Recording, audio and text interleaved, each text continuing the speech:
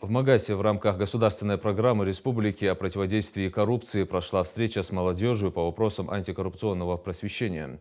Организаторы Управления по профилактике коррупционных и иных правонарушений администрации главы и правительства совместно с Министерством молодежной политики. Согласно статистике, за прошлый год в стране количество осужденных из-за получения взятки возросло на 13%. Среди участников студенты университета, активисты в различных направлениях.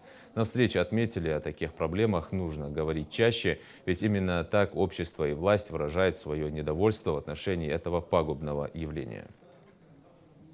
В рамках реализации своей антикоррупционной политики на территории республики многие из вас, которые здесь присутствуют, участвовали во многих наших профилактических мероприятиях по противодействию коррупции. Есть должностные лица администрации, муниципалитетов, они уже практическую работу выполняют. У нас на территории реализуется изначальный документ, которым мы руководствуемся, федеральный закон о противодействии коррупции, закон номер 273. Да, называется мероприятие.